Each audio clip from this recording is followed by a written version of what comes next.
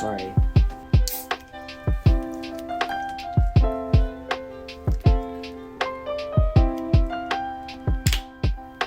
Okay, doing this is impossible when your hands don't work.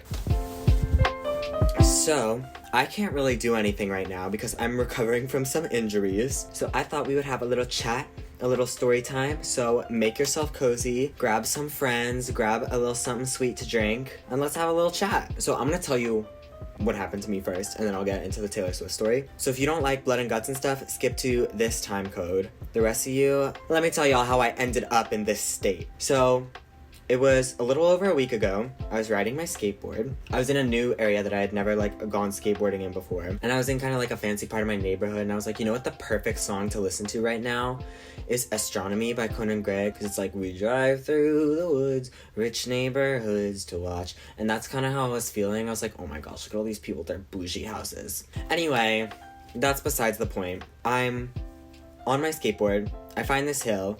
I walk halfway down the hill because it's a really big hill, but I'm like, I'll just ride down the rest of the hill. So I get on my skateboard, fatal mistake. I'm going down the hill, we're cruising for a little bit, and then my skateboard starts to wobble. If you skateboard, you know that when you're going too fast, the skateboard wobbles. So that's what was happening. And I was like, oh shoot, okay, we're kind of close to the bottom of the hill. If I can just hold on till I get to the bottom, I'll be fine. I'll slow down and I'll be fine. So I'm trying to stay on. Then, I guess I'm kind of tall, so wind resistance and balance and things are not really my forte because I can feel the winds pushing me back and forth. And I'm like, okay, I'm going too fast. That's never happened to me before.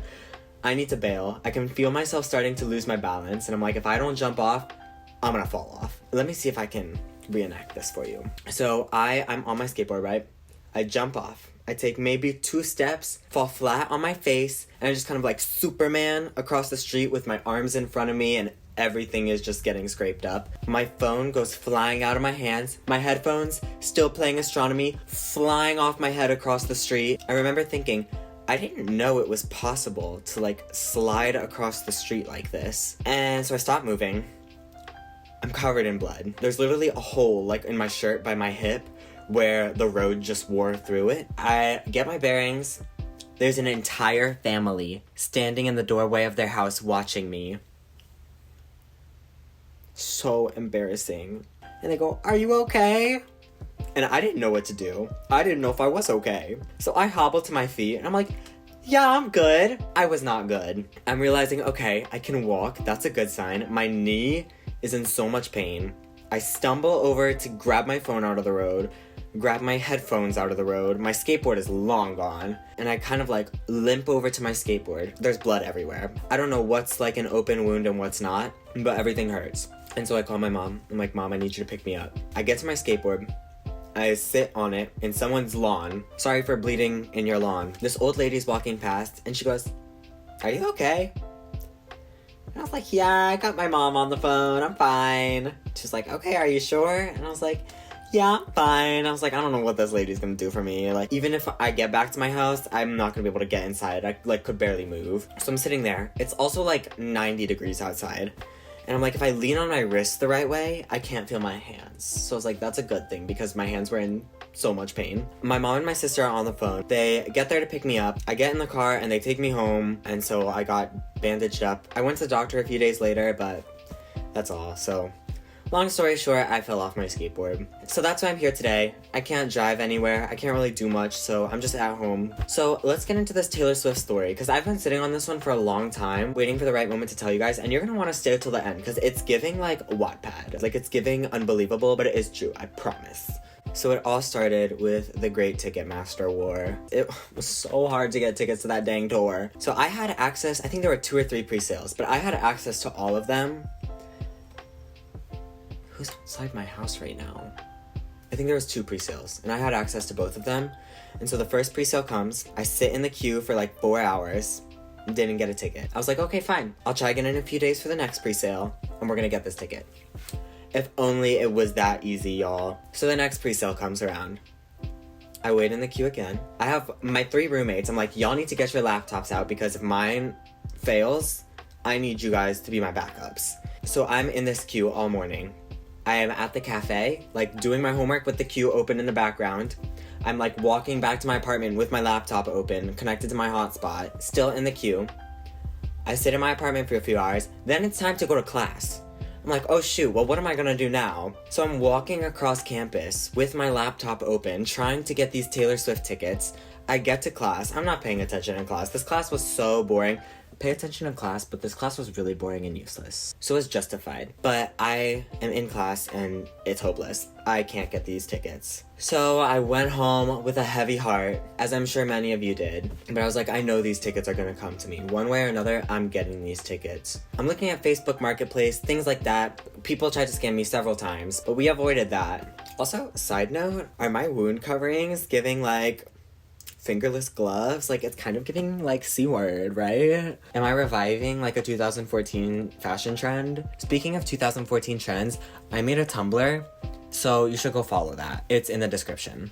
I also don't really know how Tumblr works because I haven't been on there since like the very beginning of high school, so we're trying something new, okay? Anyway, back to the story. One of my friends texts me and goes, Dylan, I'm gonna be your saving grace. My friend is selling a ticket for $100 in the nosebleeds. Nosebleeds. Far away from the stage, far away from Miss Taylor Swift herself. I said, I want that ticket. I don't care how far away it is. I want it. I'm gonna be there. Shout out Noah. He's a lifesaver. He connected me with his friend who sold me the ticket. So I'm like, you know what? I'm going. Yes, God is good. So then it's like 2-3 weeks before the show. I'm in line at my favorite cafe in all of Boston. This cafe. Wait, where is it? It's on my blanket. Flower. I love Flower. Flower is the best cafe in Boston. I'm in line there, and I get a text from Ticketmaster. And it says, additional seats have dropped for the Eras Tour. Here's your code. And I said, oh, trust. We're gonna see if we can get a better seat. I get out of line. I open up my laptop right then and there. I log on, I get a seat in section 13, row 13, it was seat 14, but how cool would it be if it was like, 13, because it's, her lucky number and stuff. It was a really good seat. It was like a little bit unholy expensive, but not as unholy expensive as it would have been. I think the ticket itself was $350, which is a lot of money, but the seats around me that were going for resale were going at like $10,000 each, so I was like, yes, I'm taking this. So I get my ticket. So then I have 2 tickets. So I call my friend Alexa. She was in another country and she was like at the club. But I'm like, Alexa, this is important. And I'm like, do you want a Taylor Swift ticket? So I sell her the first ticket I got. And then the day of the show comes. So the show itself was in Foxborough, Massachusetts, and I lived in Boston at the time. And so I was just gonna take the little train down. Little did I realize that because it's a special event, the train has like special service where you have to get a special ticket.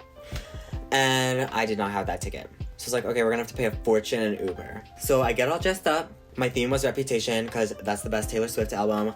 Argue with the Wall. And I meet up with Alexa, and we take the Uber. It takes us like an hour to get there. We get out like on the side of the road because there was so much traffic, and we didn't want to have to wait to get into the stadium. We're trying to find our way into Gillette Stadium. We're like taking pictures and stuff too, and so me and Alexa go separate ways. We get into the stadium. The show was fabulous, of course.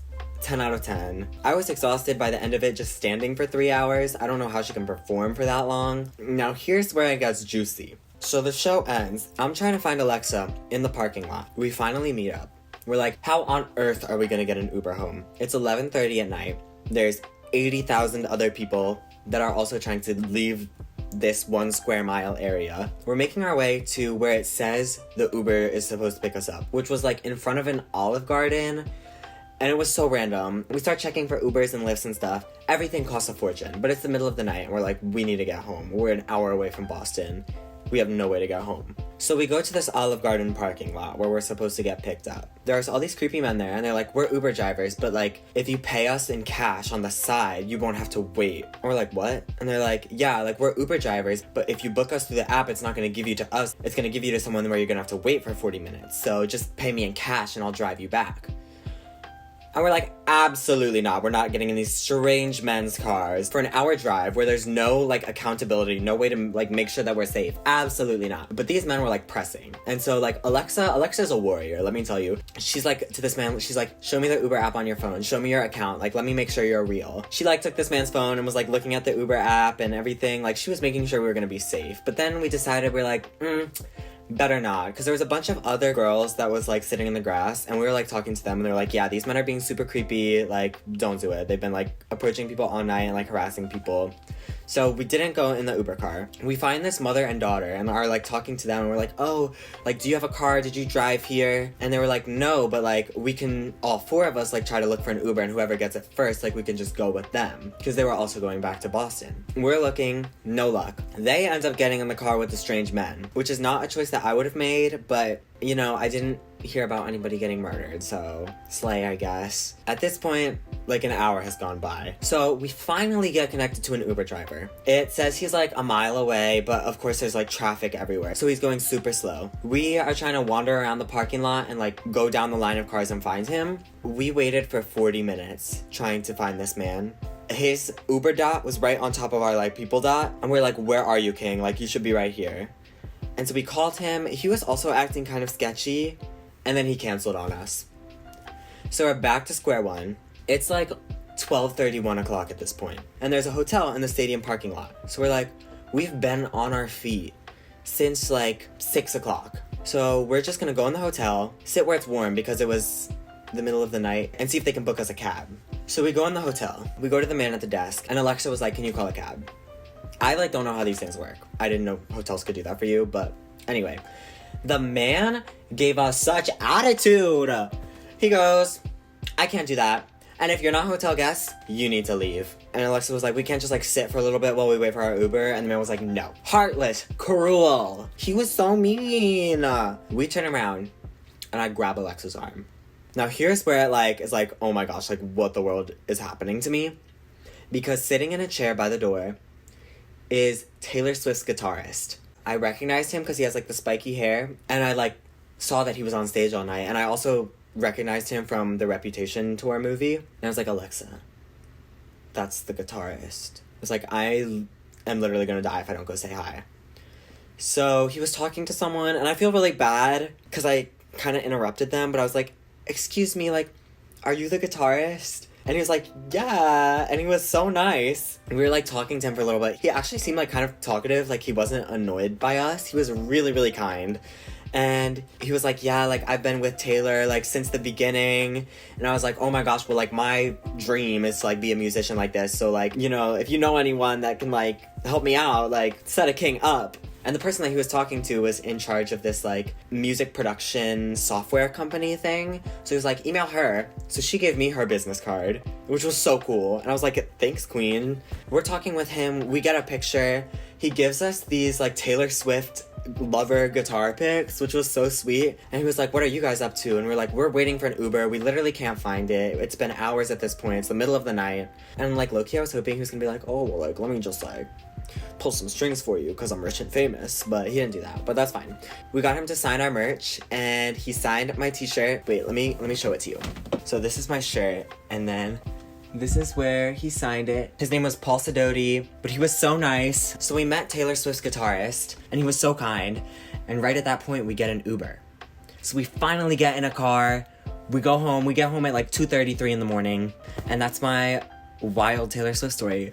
Anyway, thank you so much for listening. I really gotta go because I have a Zoom. So I will see you guys later. If you liked this, give me a like or leave a comment or even subscribe if you want to see more videos like this. I love you. God bless. You gotta finish the heart.